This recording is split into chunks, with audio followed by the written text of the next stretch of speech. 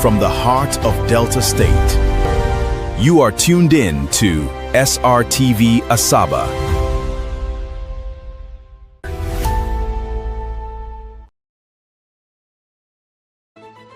Good morning, and thank you for joining us.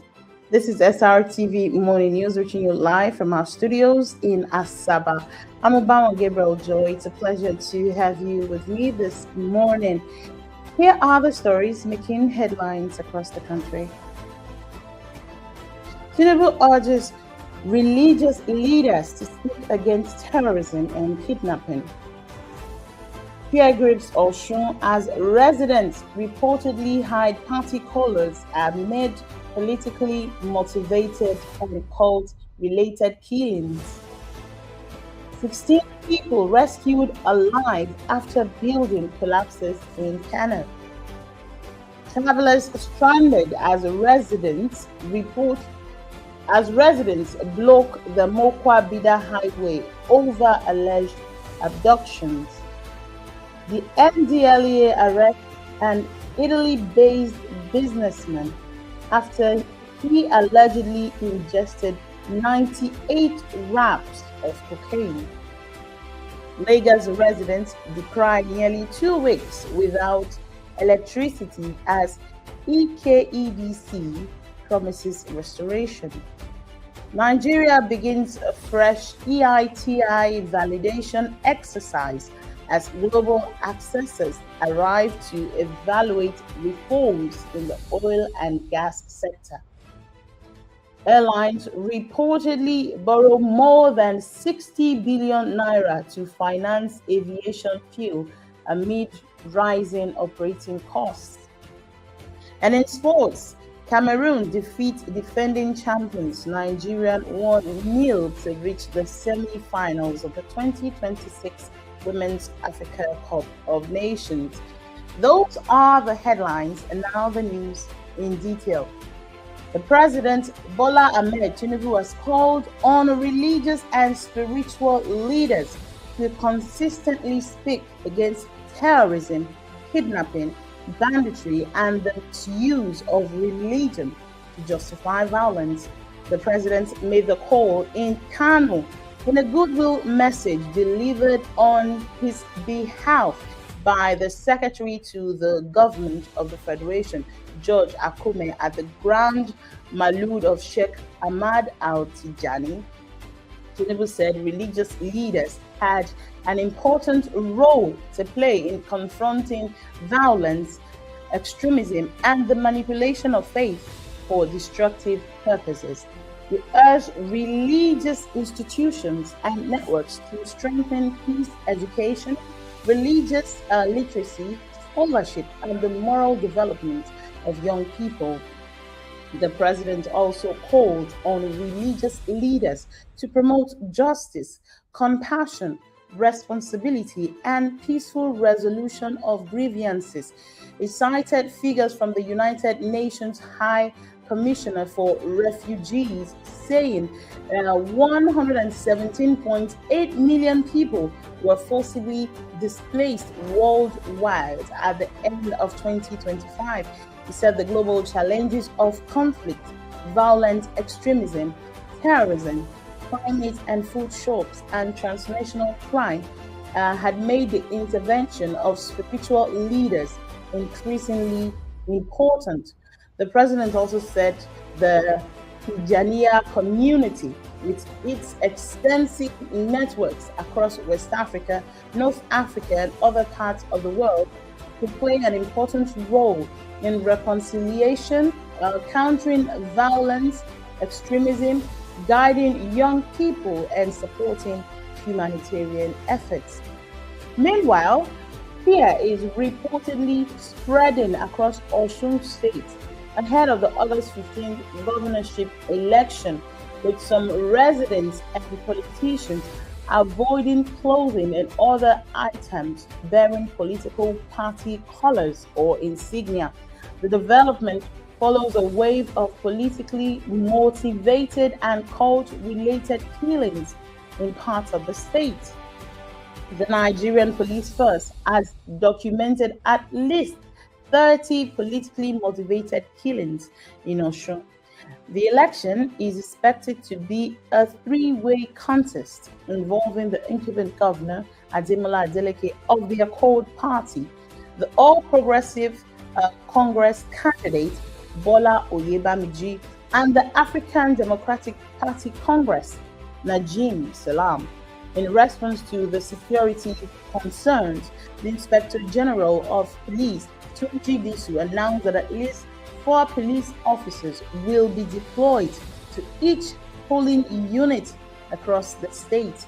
Disu described the operation as one of the largest security developments undertaken in the state. However, the increased security presence has not completely eased concerns amongst residents. The chairman of the Osun State Civil Societies Coalition, Wahid Lawal, said people remained afraid because of the violence and what he described as a lack of confidence in security agencies. He also alleged that cult groups had become integrated into politics, making it increasingly difficult to distinguish between political and cult-related killings. Lawal urged security agencies to remain neutral and said political actors should not create fear capable of discouraging voters from exercising their franchise. Travelers along the busy Mokwabida Highway in Niger State have been left stranded following a protest by residents over alleged persistent bandit attacks and abductions. The protesters reportedly blocked all entry points into Mokwa, leaving commuters unable to continue their journeys. The highway is an important federal road linking travelers moving between the southwest and northern parts of the country. Many travelers were reportedly stranded from Saturday night. One of the protesters, Saliu Mohammed, alleged that suspected bandits had recently abducted 15 residents of the community. The claim could not be independently verified. A commuter traveling from Ilorin to Abuja, Joy Ahmed, who said she had spent about 5 hours in Mokwa and appealed for urgent government intervention. Another commercial driver, Henry Wanchuku, said he arrived in Mokwa at about 7 a.m. and as of 10:30 a.m., the protesters had reportedly remained on the highway. Moving to Kano, at least 16 people have been rescued alive after a residential building collapsed at Dandishe, Kwanayashi in the Fage local government area of Kano State. 3 of those rescued were reportedly unconscious. The Kano State Fire Service said its emergency response unit received a distress call at about 4:32 a.m. on Saturday. Fire service personnel were immediately deployed to the scene, where they discovered that a residential building measuring approximately 20 by 30 feet had collapsed. The rescued victims were handed over to a relative for further attention. The cause of the collapse is still being investigated, and the Kano Fire Service has urged residents to observe necessary safety precautions, particularly during the rainy season, to prevent similar events. And in Ado community, an 85-year-old community leader has been killed by gunmen. The deceased, identified as Ruben Owe, was the secretary and leader of the Yoruba community in Ovia North East local government area. He was reportedly attacked by 2 unidentified armed men at his residence in Igbosa near Okunhu, Benin City. The incident occurred at about 8:15 p.m. on August the 2nd, and the Edo State Police Command confirmed the incident. According to the police, the deceased son, Osayonwambo, away reported the attack. Police officers visited the scene, documented the incident, and recovered the body. The body was later deposited at the University of Benin Teaching Hospital. The police said investigation is ongoing, with efforts intensified to identify and arrest the perpetrators. The Osun State Police Command has released the State Commissioner for Environment, Mayowa Adejorin, after almost 24 hours in detention. Adejorin was arrested in Leisha following a shooting during an APC street rally in the Sokun area of the community. 3 people were reportedly injured during the incident, including a 14-year-old boy identified as Toby Ilesami. The incident had resulted in a blame game between the APC and the Accord Party. The Osun Police Command spokesperson Abiodun Ojelabi said 3 people were injured and alleged that the shooting involved operatives of the Amotekun Corps. According to the police, the alleged Amotekun personnel were traveling in a vehicle bearing an official Osun State government number plate. Ojelabi said some people at the rally chased one of the alleged operatives, who reportedly drew a knife before escaping. He added that intelligence response team, their operatives responding to the incident, stopped Adejorin's vehicle while it was passing through the area. The commissioner was subsequently taken to the Osun State Police Command headquarters in Osogbo. He has now been released after almost 24 hours in detention. Meanwhile, the NDLEA, which is the National Drug Law Enforcement Agency, says it has arrested a 30-year-old Italy-based businessman for allegedly ingesting 98 wraps of cocaine.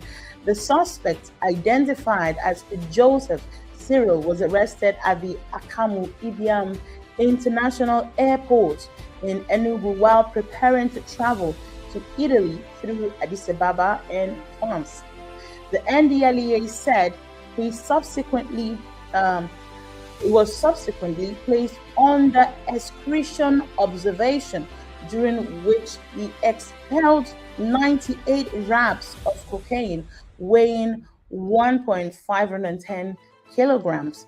Investigations reportedly showed that Cyril arrived in Nigeria from Italy on July the 13th and allegedly ingested the drugs at a hotel in Awka, Anambra State, before traveling to Enugu for his flight. The agency said the suspect admitted agreeing to traffic the drugs for 3,500 euros to raise money to relocate to Germany, where his family is based. In Lagos, the NDLEA operatives also intercepted 1.2 kilograms of cocaine, allegedly concealed inside 25 full chargers destined for Saudi Arabia. Another 500 grams of cocaine hidden in the false bottom of a backpack, allegedly destined for Italy, were also seized. Meanwhile, the global accessors from the Extractive Industry Transparency Initiative have arrived in Nigeria for an assessment of the country's progress in transparency and accountability in the oil, gas, and mining sectors. The validation mission begins August 10th and is expected to run until August the 14th. Now, the exercise is part of the 2026 EITI validation process, which began on July the 1st. The assessors are expected to consult government institutions, members of the National Assembly, oil, gas, and mining companies, civil society organizations, development partners, anti-corruption agencies, host communities, and the media. They will also meet senior government officials and key institutions involved in the management of Nigeria's extractive resources. The exercise will assess Nigeria's implementation of the EITI standard and determine the extent to which the country has addressed corrective actions identified during its previous assessment.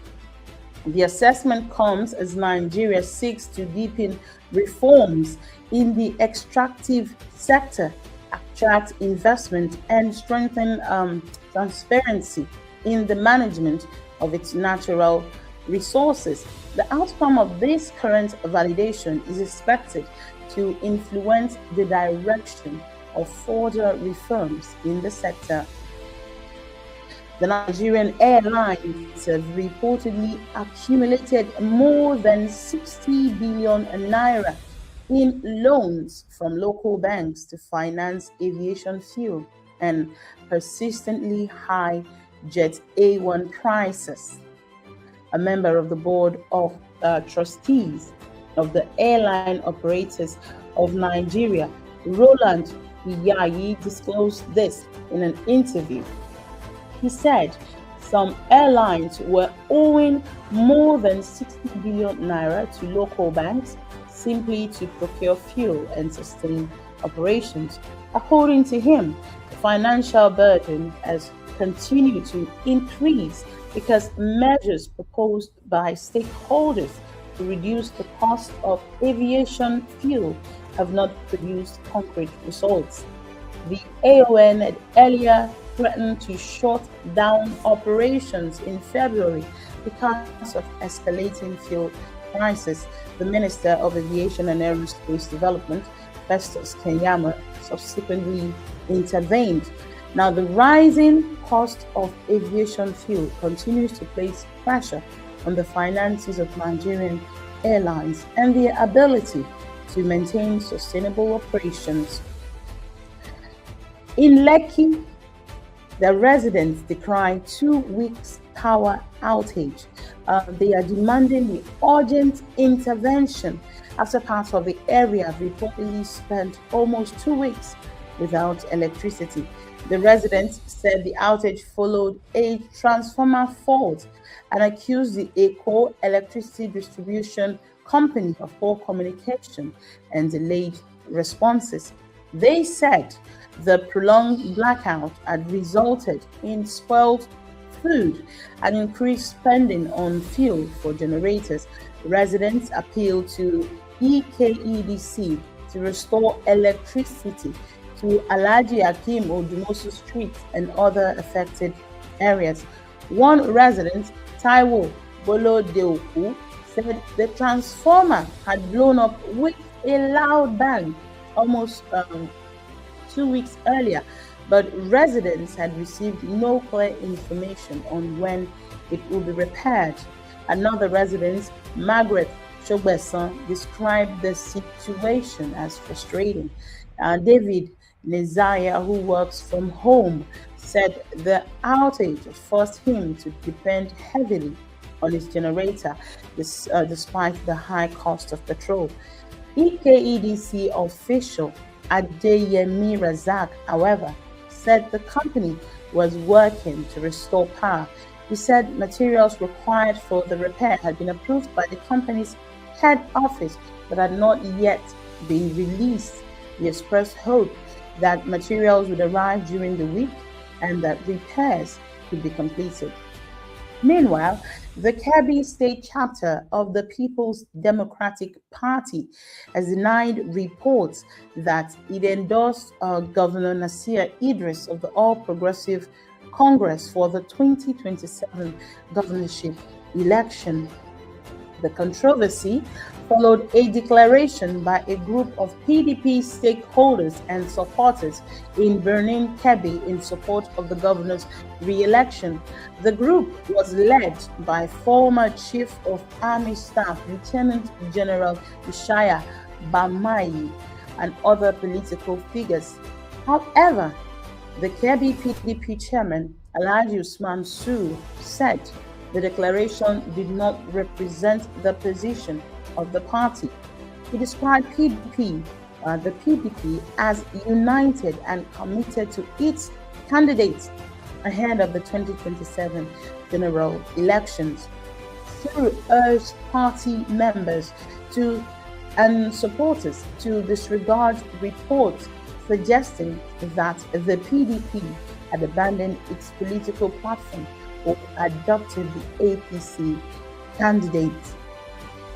A chieftain of the People's Redemption Party, Yakubu Kingsley, has called for constructive opposition politics ahead of the 2027 general elections.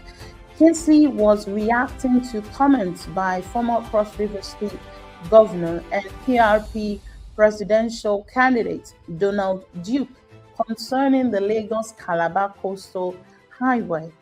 Duke had described the project as a misplaced priority of the federal government. Kingsley, who is challenging in court the primary that produced Duke as the PRP presidential candidate, said opposition should be based on constructive criticism, objectivity, and alternative solutions. He argued that political differences should not prevent Nigerians from acknowledging what he described as positive government initiative. According to him, where government policies are wrong, oppositions their parties should identify the problems and offer credible alternatives while also acknowledging policies that are considered beneficial. And to entertainment, veteran Nigerian musician Daddy Shoki has criticized the prolonged disagreement between two brothers, Peter and Paul Okoye of P-Square. Speaking during an interview with Goldmine TV, Daddy Shoki said the feud had damaged what he described as one of Africa's biggest music brands. He argued that entertainers owe much of their success to their fans and should consider the impact of major career decisions on the people who supported them. The veteran singer urged the brothers to resolve their differences, stressing that they remain family. He also warned that allowing the dispute to continue could affect their children and future generations. The disagreement involving Peter and Paul, as well as their elder brother, Jude Okoye, has continued to attract attention within Nigeria's entertainment industry. Also, veteran television host Frank Adoho declined to offer marriage advice to newlyweds Pella and his wife Jarvis. Adoho was approached during the couple's wedding ceremony on Saturday and was asked to advise the newlyweds. Instead, he said he would rather offer his best wishes. The former host of Who Wants to Be a Millionaire Nigeria joked that he was not in a position to advise anyone about marriage. He wished Pella a happy life, blessings, and peace. His response had attracted attention online, particularly because of his own experience with marriage. Frank had been married twice. Now to sports. Argentina footballer Lionel Messi has bid farewell to his father, Jorge Messi, who died at the age of 68 following a battle with cancer. Messi, who regarded his father as an important figure in his career, traveled from Miami to Rosario, Argentina, last Saturday with his wife Antonella Raccuzzo and their children. The 8-time Ballon d'Or winner remained with close family members ahead of a private funeral ceremony at a cemetery in Perez near Rosario. Fans gathered outside the cemetery, leaving messages of support for Messi and his family following the death of his father, who had also served as Messi's agent from childhood. Several of Messi's teammates and members of the Argentina national team also expressed their support for the football star during the difficult period. Chelsea were held to a 3-3 draw by Malaysian champions Johor Darul Tazim in a pre-season friendly on Sunday. Liam Delap scored twice from the penalty spot to put Chelsea ahead, but Johor fought back to take a 3-2 lead. Chelsea eventually secured the draw through an own goal in the 89th minute. The Blues will return to England ahead of their final pre-season fixture against Real Sociedad on August 15. And in African football, defending champions Nigeria have been knocked out of the 2026 Women's Africa Cup of Nations after losing 1-0 to Cameroon in the quarter final. Miriam Maheva Nyaju, woman, about that, scored the only goal of the match in the 19th minute to give the indomitable Lionesses the lead in Casablanca. Nigeria dominated much of the later stages of the first half and continued to search for an equalizer after the break. However, the Super Falcons were unable to find the breakthrough. The Cameroon goalkeeper also made a crucial close-range save to deny Nigeria an equalizer. The defeat ends Nigeria's title defense and also means the Super Falcons will not secure the automatic qualification ticket for the 2027 FIFA Women's World Cup that is reserved for the 4 WAFCON semi-finalists. Cameroon will now face Morocco in the semi-final after Morocco defeated South Africa 2-1. And that's it for sports. Let's take a look at the weather report from NIMET for August the 10th, 2026. In the northern states, expect morning thunderstorms with moderate rain over parts of Adamawa, Taraba, Kaduna, Kano, and others.